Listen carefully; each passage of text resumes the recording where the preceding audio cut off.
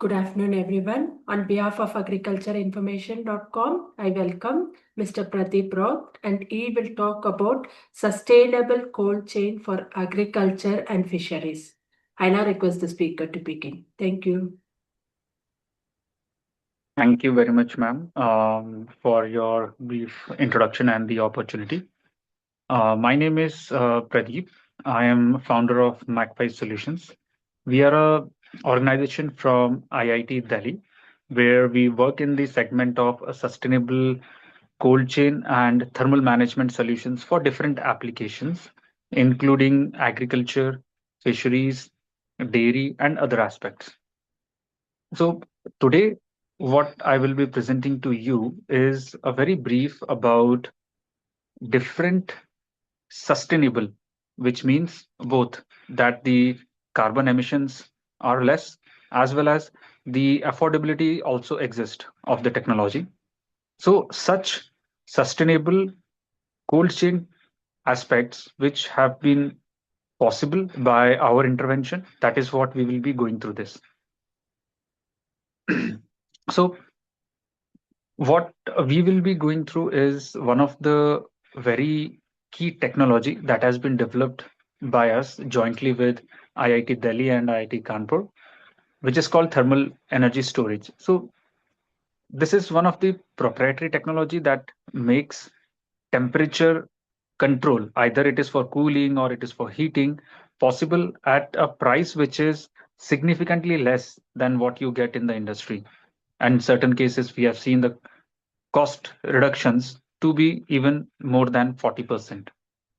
So, what we do at MachPhy is we work with businesses, cooperatives, farmers like you. We understand your requirements, we understand your cooling and heating requirements, and then we provide our hardware technology. We will be seeing how the hardwares look like. And the major benefit that we provide to you is three. First is the cost of operation is 30% lower than traditional ways of cooling and heating. Second is the associated carbon emissions are significantly low. Third is most of the remote places where electricity is a major challenge, we make it possible even in those locations where either there is no electricity or there is lack of electricity, all the cold chain applications possible without using diesel generators. So this is a brief about our organization, MachPhy. We have partnered up with IIT Delhi and IIT Kanpur to take this technology. This is the technology which has been developed in the labs, and then we have transformed and translated it into various products that has been helping different industries like pharmaceuticals, agriculture, fisheries, and others. With them, we have created 8 different patented product segments. And with our deployments in the last few years, we have already saved more than 900 metric tons of carbon emissions. Moving forward, we will be seeing all the details that I have just mentioned in 3 parts. First is the very brief introduction about what sustainable technology means and what we are doing there. The deep dive into the technology, like what exactly is the technology and how it works. And the last part is the success stories, how different farmers, fishermen, and other agencies who have taken and adopted our product have benefited from them, and how you can also potentially benefit from this. So we at MachPhy, as I had mentioned earlier, we move with a vision where we understand the requirements of cooling and heating of the different businesses, and then we provide a very customized solution for them. It is not like we have one solution and it will work for all. So this is where our patent comes into play. We have developed a patented thermal management solution that actually is driven with AI and also helps in reducing the energy consumption. And not only that, it uh, can be plugged in into existing systems. If you have already running cold room or cold storage, we can retrofit that with our technology. Or if you need a fully new product, at your location, that can also be provided. So with this, we have four major product segments that we work on in that case. First is the temperature controlled boxes. Second is the cold storages. Third is the refrigerated trucks. Fourth, which is the recent one, is the drying technology. So in today's um, discussion, in over the next 15 minutes, what we will be speaking more about is the three product segments initially, which are the temperature control boxes and the cold storages and the refrigerated trucks. So to brief you about what is in front of you and how it is different from existing technologies in the industry, I will be speaking over the next 10 minutes about each product category in very brief, telling you about how it functions. We are not going into the working of principles of the technology, but more about the product. So let's start with the first product in the offering here, which is smart reefers. So what you see here in the picture is a three-wheeler on the back of which our technology has been fitted. Now, this reefer can maintain a temperature for either frozen products or for chilled products precisely without consuming any energy during transit. There is no battery, and how it functions is you either have a diesel vehicle or an electric vehicle. We will fit this temperature controlled device on the back of the vehicle. Your vehicle size can be anywhere between 5 feet chassis going up to 32 feet chassis. And the beauty of that is for maintaining the temperature in the storage device, storage area, no diesel consumption will be there. How it works, there is a charging cord. Basically, you plug it in when the vehicle is stationary at the warehouse or at the depot for 6 to 8 hours, which means overnight. And then subsequently for 24 to 48 hours, when the vehicle is moving, the temperature will be maintained without consuming any diesel for maintaining cooling. So this is how it is different from existing technologies. The second category of the product here is the temperature control boxes. So these boxes and bags, which have been heavily used in the fisheries and other industries, provide a very cost effective way to transport perishable items, which means transport fish, fruits, flowers, and everything at their respective temperatures without being dependent on commodities like ice or dry ice. So, how it basically works is in front of the black bag, you see there is a blue color bottle. So this is a flat bottle which consists of nanomaterials. These materials are just like thermal materials, which once you freeze and then you put it back in the bag and then you use it, the temperature will be maintained by this material. So for each requirement, for say if you want to maintain or carry fish, there is a different bottle. If you want to carry ice creams, there is a different one. And if you want to carry food items, there is a different one.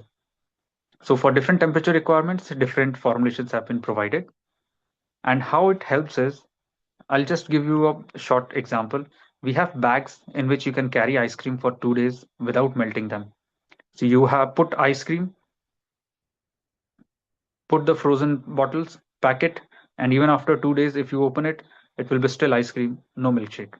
Similarly, for fisheries applications, traditionally we'll be showing some of the case studies also, but it helps in reducing the consumption of ice as well as helps you carry more fish since the ice amount has been removed. Now, the third product segment is the temperature controlled storages. So, these are standalone systems that run completely on renewable energy like wind and solar, and then they maintain the temperature for your requirement You can do pre-cooling, processing, as well as long-term storage with such smart storages. Now, what is different here is in these storages, not only just the temperature is maintained for different produces, horticulture, fruits, and flowers, humidity is also controlled. Different gases like ethylene and others are also controlled so that the ripening of the fruits can be slowed down. So this helps in extending the shelf life within the storage at the farm level by a factor of 2, which means that previously if you were able to store something for 5 days, now you will be able to store it for 10 days with this precise temperature control. Moving further, we'll be telling you like whatever we have spoken, how it becomes possible. So we move with the target. So this is an example of basically how the fisheries is facing some of the major challenges where the post-harvest losses is significant. Even after usage of ice, we are not able to keep the fish fresh that is moving across the state borders. So this is where we have observed that a major chunk of the losses in the fisheries, they happen between the production unit and the retail unit. So what happens once the product moves with the ice or without the ice? Most of the losses are happening due to improper temperature. There are losses, as you can see here, 20% of the total losses happens due to handling and processing packaging, but a major of that, one third of the total loss happens because of improper temperature. So this is where we come into picture. We have developed this technology with IIT Kanpur and IIT Delhi, which is based on thermal materials. Once made cool, they can remain cool for a very extended time period. So these are organic and safe, non-hazardous, non-toxic materials that have been developed, which work very much like gel pouches, but extremely more efficient than them. And using them, we have come up with different solutions and applications as we have seen previously. Now, I will be walking you through some of the product segments in more depth. So, the second product category was the iceless cold boxes that we had seen. So, as the name speaks, these boxes they do not need ice in order to maintain temperature for either if you are carrying fish, fruits, flowers, anything. They have a range of carrying capacity from 50 liters to 400 liters. Frozen or chilled, both applications are possible, and you can maintain temperature up to 3 days. So, if you see how the ROI looks like, so compared to ice based applications, if you are buying this product and including all total whatever expense that can happen, your daily operational cost reduces by more than 70%, and you recover the whole price within 200 days. Similarly, the smart cold storages. So you can see this is a picture of one of the installation in Hyderabad with National Institute of Rural Development, where vertical axis wind turbines have been used so that in coastal areas, wind can be used to run cold rooms. So this is one of its own deployment where we have provided full IoT integration as well with these systems so that we can provide backend service using the health monitoring system as well as the users. They will also get a live update of what temperature is being maintained and how the shelf life of the product is varying. You can see if some dispatch is happening with your vehicle and others throughout domestic or international shipments. And live updates can be available on your mobile or laptop screen. The fourth one is very quickly, I will go through it, is green quick dryers. So what we have developed is using this technology, dryers that can help you go through one batch of drying within 1 day. So no more need of waiting for 4 days to 5 days to get complete batch drying possible under the sun. what we provide here is the green quick dryers from MachPhy that allows you to not only maintain the consistency by drying things faster, but it also helps you to dry both at the night time and at the daytime. During the daytime, it absorbs the sun, and the thermal materials that we use, they continue the drying during the night as well. So the speed of drying is increased, as well as the duration for drying reduces, because you no more need 4 5 days for drying. So what we get here is 24x7 operations for drying, shorter duration of drying, and much better temperature control for this different commodities. What you can do in terms of commodities: fruits, flowers, vegetables, fish, everything that you want to dry. So these are some of the product segments that have been used along with the cold chain in order to have more of a sustainable approach, because no matter how much you use the cold chain, there will be still some losses or some products which will start reaching their end of the perishable life, and that is where different processing methods can be used to process or dry it and make them into different value added commodities and then take it into the supply chain. Few of the quick success stories that we would walk you through. So the iceless cold boxes, they have been taken up and studied by the Ministry of Fisheries via NFDB, Government of India. They have seen the product, they have tested them, taken them, and also published the reports where they have done the studies with different farmers, fishermen, showing how the use of this technology is not only just improving the time period of cold chain, it also reduces the diesel consumption, it also reduces the bacterial contamination in different food commodities like fish, fruits, and vegetables. The report has also been published, which clearly shows how when ice stops providing the temperature or cooling effect after a period of 12 hours, the PCM technology, the thermal technology, which is still continues to provide for 26 hours. So this is a apple to apple comparison.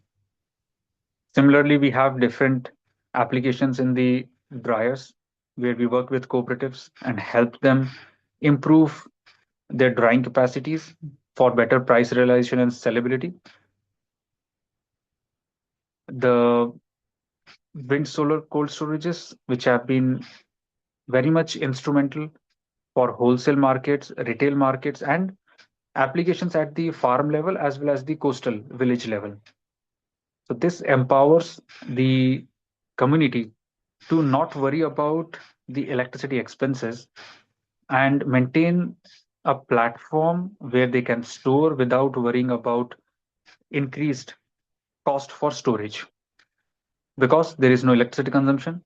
So that allows you to maintain temperature without incurring any additional cost. Similarly, more applications have been done in fisheries for trawler based approach. Wherever you are carrying ice, your ice quantity can be reduced by more than 80%. We have done different applications for chiller based storages, for small refrigerator based storages for fish, and likewise various other um, customers that we have interacted and who have adopted this technology have seen benefits not in terms of only just monetary, but the quality of the produce itself. So this is the very brief that we wanted to talk about in different segments of the sustainable cold chain. And while we talk about the sustainable cold chain, it's very important that we address the SDGs that we are trying to address. With our efforts, we focus on food security, sustainable consumption and production patterns, as well as sustainably usage of different production areas. So this is where MachPhy is positioned to work and help farmers sell better, sell at a better price, and without having to worry on where to store. If anybody wants to reach out to us, they can connect on this provided numbers. And we have local channel partners at each state who can represent us to provide you more data in the local vernacular language as well. So this is where I'll pause and open to take all the questions from the team. Thank you very much. Thank you very much, sir, for a wonderful presentation. I will take up the questions now. In the meantime, can you please stop sharing the screen, sir, so that we can see your full video? Sorry. Is this better now? Yeah. I'll move on Thank to you. the questions now. Sir, what are the key technological innovations introduced by MachPhy solutions in this sector? I'll say there are two key technologies that have been introduced. One is the advanced thermal materials, which we have just seen in terms of different applications. So these materials are just like water, but they can store significantly much larger quantities of energy at different temperature levels. We have developed this technology with IIT Delhi and IIT Kanpur and have been instrumentally working with various government institutions to commercialize this till the bottom of the pyramid, working with the farmer communities. The second technology is based on the heat exchange system. So when we talk about cold chain, heat exchangers are a major part of it. We have very high efficiency heat exchange systems based on these thermal materials that allows, for example, if you have a cold room and suddenly your power went off, then the immediate coping mechanism is that we switch on the diesel generator so that the cold room can run. But our heat exchangers allow you to let the diesel generator be off even for 1 day in case of power cut. So these are the two major technologies that we have commercialized.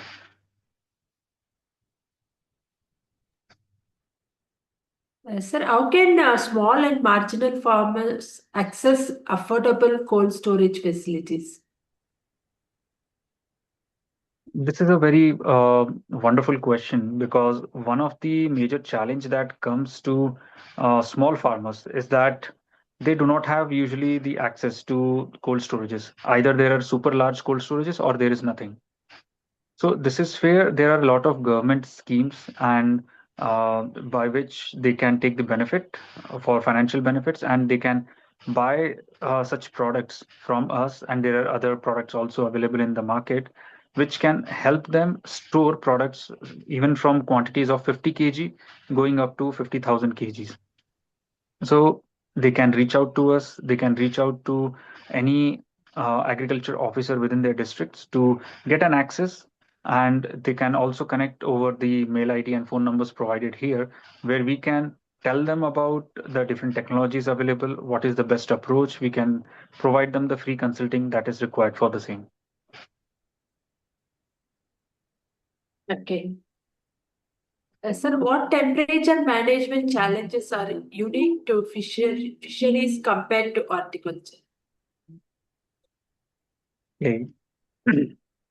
um, the temperature challenges between fisheries and horticulture is more about the sensitivity of the product.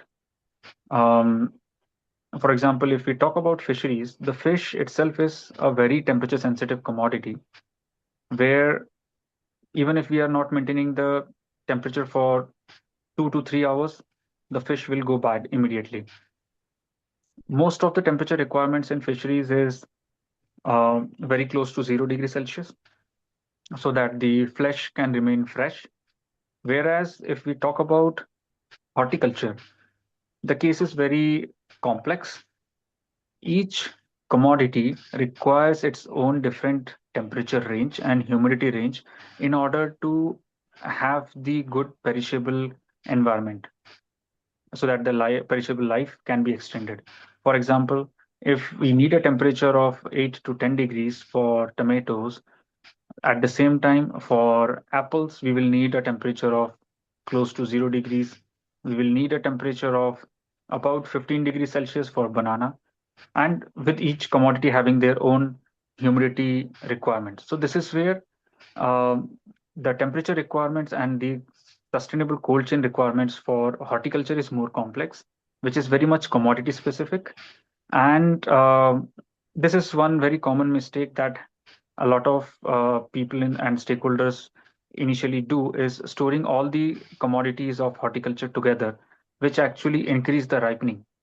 So these are the two major differences between how the cold chain works in fisheries and how it works in the sustainable cold, I'll say, horticulture, because the nature of the products are so different that the approaches have to be completely different in each of them.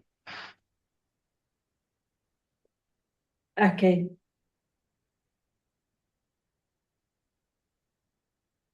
How can cold chain systems be aligned with India's climate goals and SDGs? And if we talk about the SDGs, one of the key SDG that the India has already adopted from the UN SDG Charter is about food security, ending hunger, and sustainability. So, if we talk about the overall agriculture and fisheries and allied sector in India, we are producing a lot, but more than 30% of that is wasted before it reaches to the plate. And all that is because we are not able to maintain the supply chain properly.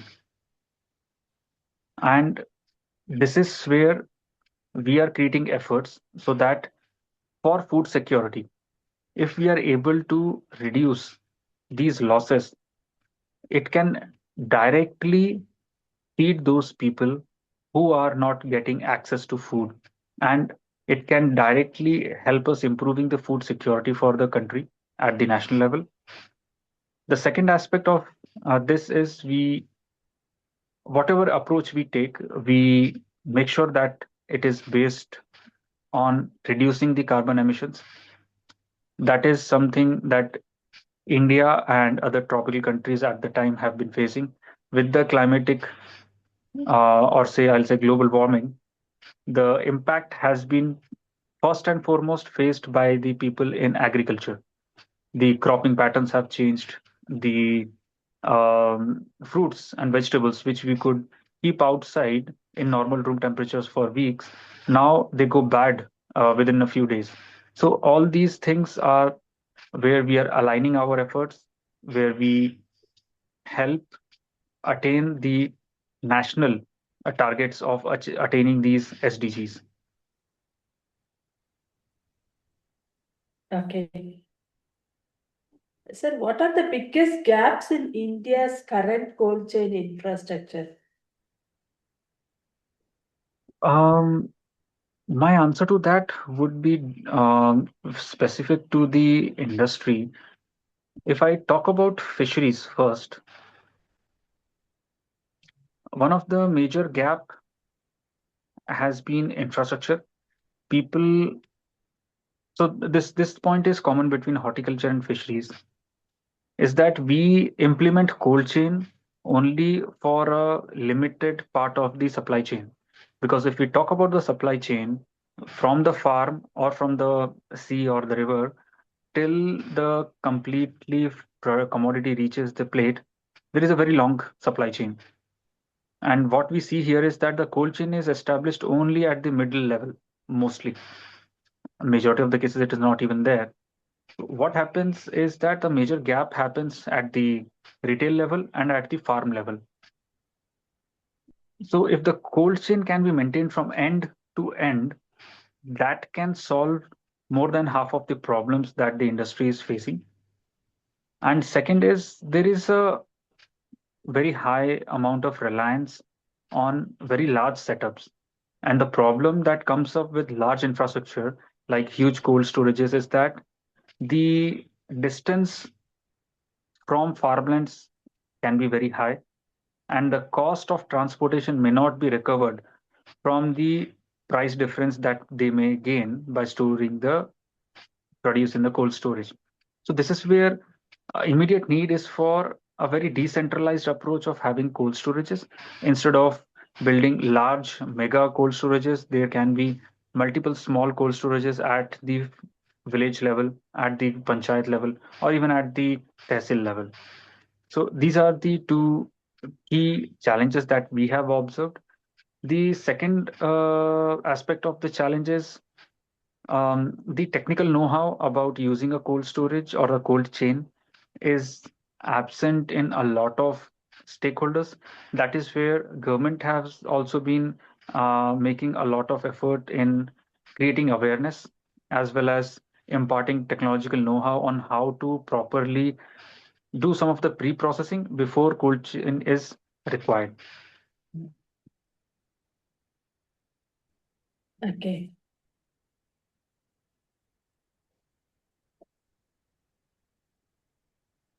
Sir, how does an efficient cold chain improve farmers' income and bargaining power? Okay, so um, let's say there are two cases. One is a farmer without having any cold chain. Second is a farmer who has a cold chain. Right. Both of them get the harvest at a period of time. Now, once the harvest is ready, the first fisherman does not have any option apart from selling it, because if he's not selling it today, then in 2 days' time, the whole harvest is going to rot. So at this scenario, what happens is the buyers who come, they try to leverage it and negotiate hard, which mostly leads to distress selling.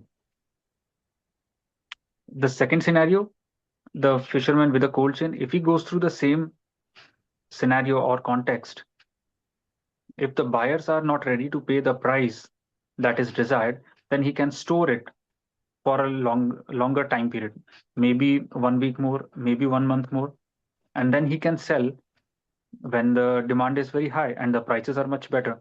This is one way. The second way to look at it is the cold chain can also be leveraged way much better to partly process your harvest so that you can supply it to different export markets.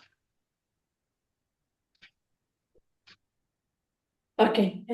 Sir, how can sustainable cold chain system help coastal and inland fish farmers increase exports? Okay. So, in case of the export market, one of the key concern is the quality parameters, and it is judged by first is what are the impurities that are there, the chemicals present, and also the quality aspect in terms of the freshness of the fish. So, what usually people in the um, fishing for export related, both inland and marine, do is that they tend to use a lot of ice. A lot of the times, the quality of ice is compromised in order to save some of the expenses. And what it leads is once the ice melts, the melt water then contaminates the fish, which then further deteriorates the fish quality by increasing the bacterial level or by polluting it. So these are the some of the common mistakes which are done in the export oriented markets, and this is where more precautions should be taken on the quality of ice, the handling, as well as making sure that the fish gets to a particular temperature immediately upon catch, not having to wait for several hours to start cooling it in ice. Okay. Sir, what post-harvest handling practices should fish farmers follow before cold storage? So for fish farmers, before cold storage, the post-harvest practices are very much subject to the kind of the food processing and the customer demand. For example, if the customer had asked for sashimi grade of fish in tuna, then they will naturally cut the fish after catching and drain the blood out of it so that the only flesh can be supplied.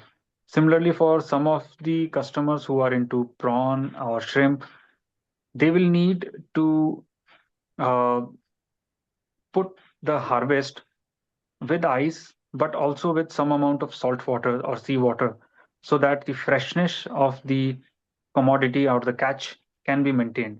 So, similarly, subjective to different commodities that they are dealing with, various practices are there. But the common practices which most of the processors and export oriented markets are asking are certifications for quality. A lot of them have been asking for organic certifications. Second is the temperature certifications, which means to give a proof that from the catch till the supply end, the fish has been carried at a good temperature. Okay. What government policies are currently supporting sustainable cold chain development, sir? Ma'am, a lot of government interventions have been going on at different levels, both at the central government as well as the state governments. At the central level, a lot of policies have been laid out, like PMMSY, Pradhan Mantri Matsya Sampada Yojana, uh, which which actually allows a lot of financial subsidy to the adopters, to the fishermen and the farmers who want to take or buy such sustainable technologies for cold chain. Similarly, a lot of state governments have been taking up initiative to make sure that they are able to enlist and identify beneficiaries who want to use such technologies. And state to state technologies vary with different names under chief minister yojanas and similarly otherwise. Okay. Sir, what more should policymakers do to strengthen farm to market coal logistics? That's a very brilliant question. Um, if we look at how the policy has played the role in Indian scenario till now, most of the support has been only at the financial level, but a lot has not been done in terms of creating a very conducive ecosystem wherein other ancillary requirements apart from finance, like good roads, infrastructure for cold storages, proper facilities for knowledge and information sharing with respect to maybe weather, maybe prices, and other requirements in the market that keep on changing. So the government at the policy level can help significantly in strengthening and focusing more from the ecosystem level, not only focusing on to try and increase the production, but make sure that while the production is increased, the farmers and the fishermen are also able to improve their livelihood in a long term. And this is where a more long term approach should be taken up in terms of creating and executing these policies. Okay.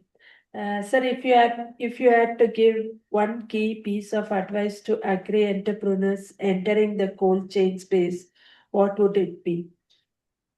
Okay.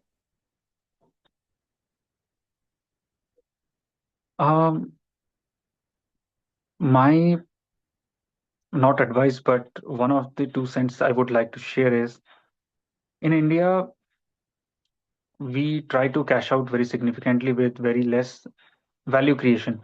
This is where there is a significant amount of market potential for value added products where the demand is there throughout the year and a lot of export market is still untapped.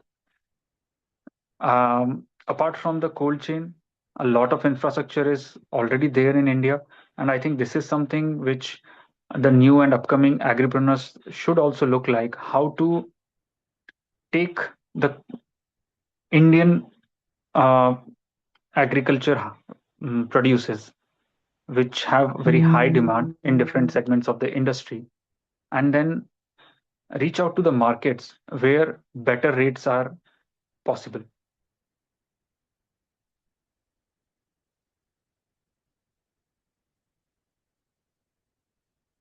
Okay. Thank you very much, sir. We have now completed the round of questions on behalf of agricultureinformation.com. We would like to thank Mr. Pradeep Rout for the talk and for answering the questions. This meeting will now be closed. Thank you very much for You're your most welcome, opportunity. sir. I really appreciate that. Thank you, sir. Bye-bye. Bye. Thank you very much.